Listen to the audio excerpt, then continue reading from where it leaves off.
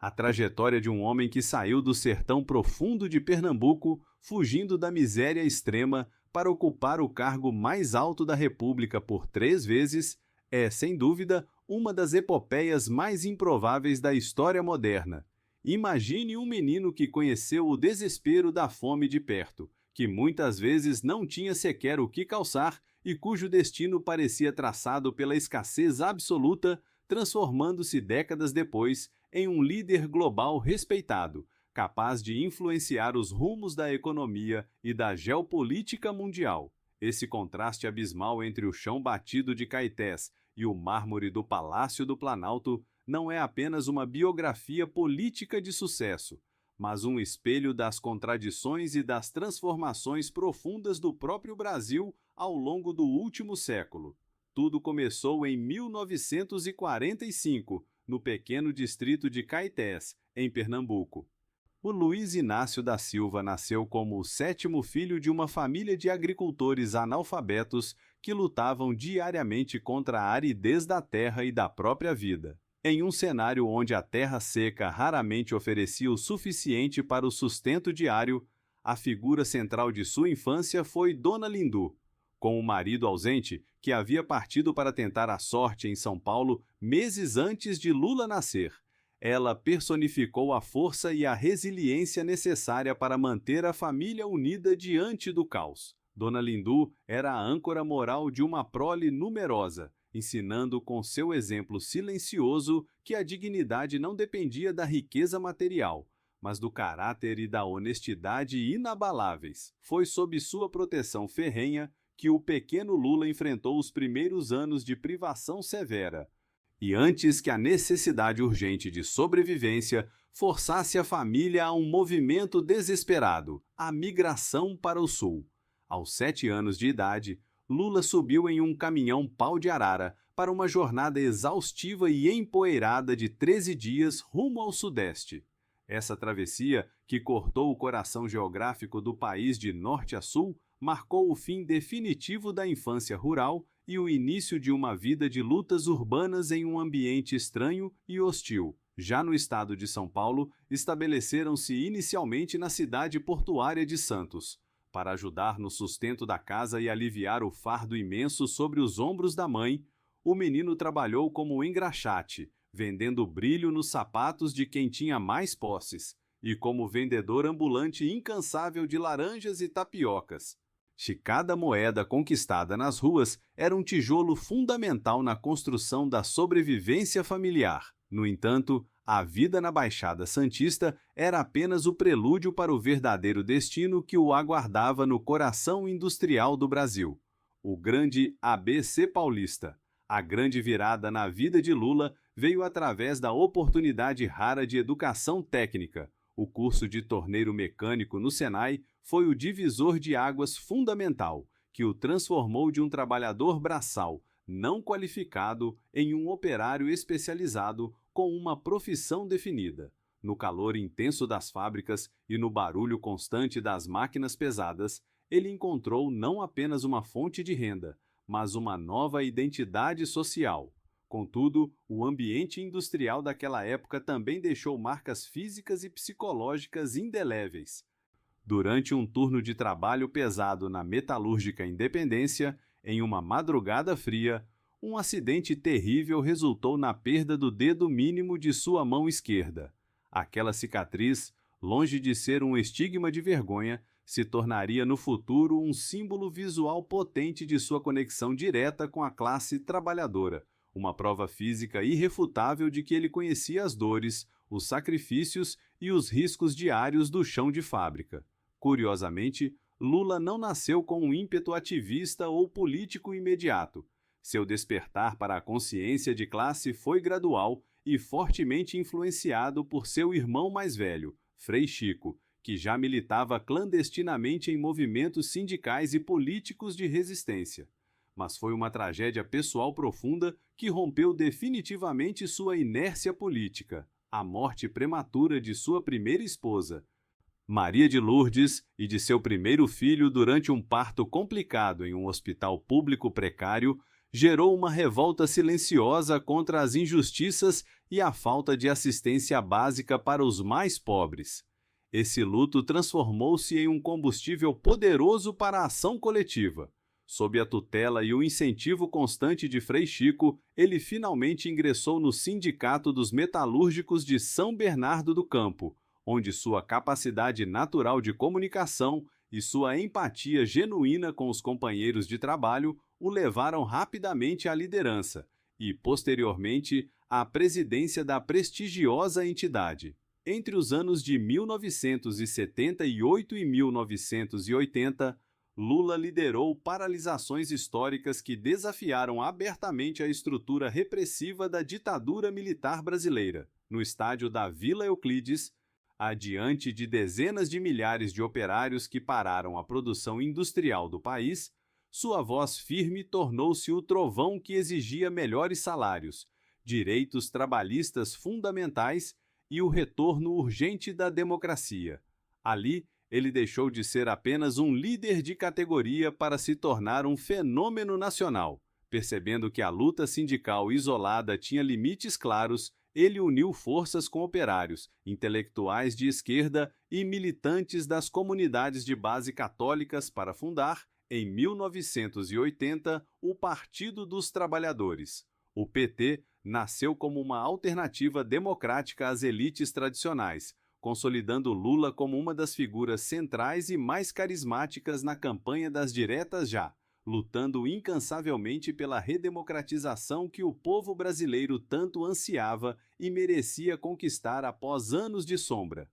Antes de continuarmos, inscreva-se no canal e nos conte nos comentários de onde você está assistindo. Esta história extraordinária de luta e superação pessoal está apenas começando, e os capítulos que viriam a seguir mudariam o mapa político e social do Brasil para sempre. A travessia de líder sindical a chefe de Estado não foi um salto súbito, mas uma maratona extenuante de persistência e profundas metamorfoses. Após o clamor das ruas pela redemocratização, Lula enfrentou o veredito das urnas por 3 vezes consecutivas, em 1989, 1994 e 1998, colhendo derrotas amargas que teriam desanimado qualquer outro político de sua geração, especialmente em 1989, na primeira eleição direta após décadas de ditadura militar. O país viu o embate épico entre o operário e o herdeiro das elites, Fernando Collor. A derrota ali foi um choque térmico, mas cada revés subsequente serviu como um laboratório de aprendizado e autocrítica necessária. Ele percebeu gradualmente que, para governar um país tão complexo e desigual como o Brasil, não bastava apenas a retórica inflamada do chão de fábrica. Era preciso construir pontes sólidas com setores da sociedade que antes o temiam. A imagem do radical de barba desgrenhada começou a dar lugar ao personagem Lulinha Paz e Amor. Essa suavização não foi apenas estética, mas uma decisão estratégica de ampliar sua coalizão, culminando no momento decisivo da campanha de 2002. Diante de uma economia instável e de um mercado financeiro em pânico, com a iminente possibilidade de uma vitória da esquerda, Lula deu um passo de mestre ao lançar a histórica Carta ao Povo Brasileiro. Esse documento foi o seu juramento público de pragmatismo político. Há uma promessa solene de que seu governo respeitaria contratos, manteria o controle rigoroso da inflação e não promoveria rupturas traumáticas na gestão econômica. Foi o selo de confiança que faltava para acalmar os investidores e convencer a classe média urbana de que sua chegada ao poder não significava o caos, mas uma transição segura e inclusiva. Quando o resultado final das eleições de 2002 foi anunciado, o país explodiu em um sentimento genuíno de renovação. O slogan "A esperança venceu o medo" tornou-se um mantra nacional, e a cerimônia de posse em Brasília, cercada por uma multidão vestida de vermelho que jamais fora vista na capital, simbolizava a chegada do povo ao topo da pirâmide do poder. O primeiro mandato iniciou com uma prioridade que era, antes de tudo, e uma questão de honra pessoal: combater a chaga da fome que o próprio presidente conhecera na pele durante a infância.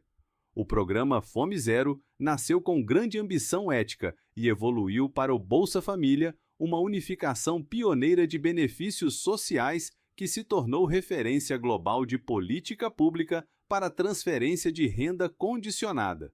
O governo equilibrou-se com habilidade em uma corda bamba delicada, mantendo um rigor fiscal que agradava aos bancos, enquanto canalizava recursos massivos para a base da pirâmide através do aumento real do salário mínimo. Entretanto, em 2005, a estrutura do governo foi abalada pelo escândalo do Mensalão. As denúncias de compra de apoio parlamentar atingiram o coração do Partido dos Trabalhadores e figuras próximas à presidência.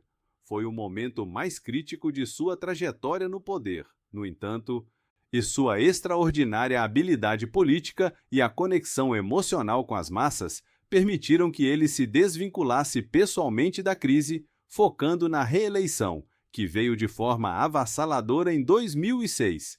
O segundo mandato de Lula coincidiu com um cenário internacional favorável. A explosão no preço das commodities, impulsionada pelo apetite voraz da China, inundou os cofres brasileiros com divisas. Com dinheiro em caixa e otimismo elevado, o governo lançou o Programa de Aceleração do Crescimento, o PAC, desencadeando obras de infraestrutura de norte a sul. Foi nesse período de bonança que a Petrobras anunciou a descoberta monumental das reservas de petróleo na camada pré-sal, um tesouro geológico que Lula descreveu entusiasticamente como o passaporte definitivo do Brasil para o primeiro mundo. Internamente, o país vivia uma euforia de consumo sem precedentes. Universidades federais foram expandidas para o interior remoto e programas como o ProUni colocaram, pela primeira vez na história, os filhos da classe trabalhadora nos bancos do ensino superior, alterando profundamente a genética social brasileira. No cenário externo, o Brasil alcançou um protagonismo inédito. Lula tornou-se um diplomata incansável, fortalecendo o bloco dos BRICS e projetando a voz do Brasil em fóruns onde o país antes era apenas um espectador. O prestígio internacional era tamanho que, durante uma cúpula do G20, o então presidente americano Barack Obama, ao cumprimentá-lo, disparou a frase que ecoaria globalmente: "Este é o cara, o político mais popular da Terra." A coroação desse momento de glória veio com a escolha do Brasil para sediar a Copa do Mundo de 2014 e os Jogos Olímpicos de 2016, eventos que prometiam colocar o país no centro do mapa. Ao final de 8 anos, Lula deixava o Palácio do Planalto com uma aprovação recorde de 87%. Ele conseguiu o feito histórico de eleger sua sucessora, Dilma Rousseff, passando a faixa presidencial com a sensação de missão cumprida e saindo de cena como o arquiteto de uma nova classe média que finalmente via o futuro com dignidade. A saída da presidência em 2010 não representou o fim da jornada, mas o início de um dos capítulos mais dramáticos e imprevisíveis da história política brasileira. O repouso merecido após 8 anos de governo foi subitamente interrompido por um diagnóstico devastador de câncer na laringe em 2011. O Lula enfrentou o tratamento com a mesma tenacidade que o trouxe do sertão, aparecendo publicamente careca e sem a icônica barba, o que gerou uma onda de empatia nacional. Recuperado, ele assumiu o papel de conselheiro político de sua sucessora, Dilma Rousseff, e viajou o globo como um embaixador informal do sucesso social brasileiro. No entanto, o cenário de calmaria durou pouco. Com o avanço da Operação Lava Jato, liderada pelo juiz Sérgio Moro, o ex-presidente viu-se no centro de um turbilhão judicial, que questionava a integridade de sua trajetória. As investigações focaram em propriedades como o triplex no Guarujá e o sítio em Atibaia, acusações que ele sempre negou com veemência, classificando-as como uma perseguição política sem precedentes. A tensão atingiu o ponto de ruptura em abril de 2018, com a ordem de prisão expedida E o mundo assistiu a um impasse tenso no Sindicato dos Metalúrgicos do ABC.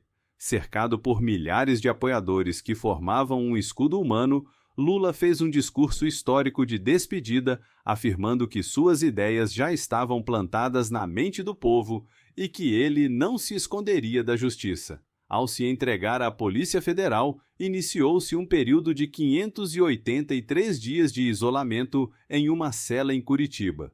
Durante o cárcere, ele enfrentou perdas familiares lancinantes, como a de seu irmão e a de seu neto Arthur, momentos que testaram sua força emocional diante de uma nação dividida. Do lado de fora da carceragem, a vigília Lula livre tornou-se um símbolo de resistência, mantendo-se ativa diariamente com gritos de saudação que ecoavam até sua janela, reafirmando que ele não seria esquecido enquanto aguardava os recursos judiciais. A grande reviravolta jurídica começou a se desenhar quando o Supremo Tribunal Federal passou a analisar as irregularidades processuais e a suspeição do juiz Sérgio Moro.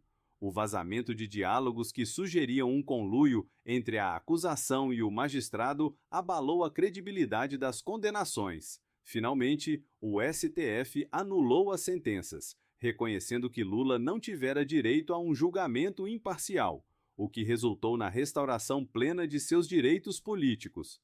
Livre e novamente apto a concorrer, ele retornou à cena política em um Brasil marcado pela polarização extrema e por crises sociais acentuadas pela pandemia. Percebendo que o momento exigia uma união pactuada para enfrentar o governo de Jair Bolsonaro, Lula articulou a criação de uma vasta frente ampla. O gesto mais simbólico dessa estratégia foi a escolha de seu antigo rival histórico, Geraldo Alckmin, como vice-presidente, selando uma aliança pragmática entre a esquerda e o centro-direita em defesa do sistema democrático. A eleição de 2022 foi o pleito mais acirrado e emocional da história moderna do Brasil. Em uma disputa voto a voto que mobilizou o país de forma visceral, Lula saiu vitorioso para assumir um inédito terceiro mandato presidencial. Ao subir a rampa do Palácio do Planalto em janeiro de 2023, ele carregava consigo a responsabilidade de pacificar uma nação cindida e de reinserir o Brasil no concerto das nações. Seus novos desafios incluem o combate frontal ao desmatamento na Amazônia, a reconstrução dos laços diplomáticos internacionais e a retomada necessária do crescimento econômico com justiça social e inclusão plena. A trajetória de Luiz Inácio Lula da Silva, marcada por ascensões meteóricas, quedas profundas e retornos triunfais, transcende a biografia de um indivíduo para se tornar o espelho da própria democracia brasileira. Sua vida é um testemunho de resiliência e da crença inabalável de que a política é a ferramenta de transformação para quem já conheceu a fome e a invisibilidade. No fim, o legado desse retirante que se tornou líder global será discutido por gerações, simbolizando as contradições, as lutas e as esperanças de um Brasil que busca constantemente o seu lugar ao sol,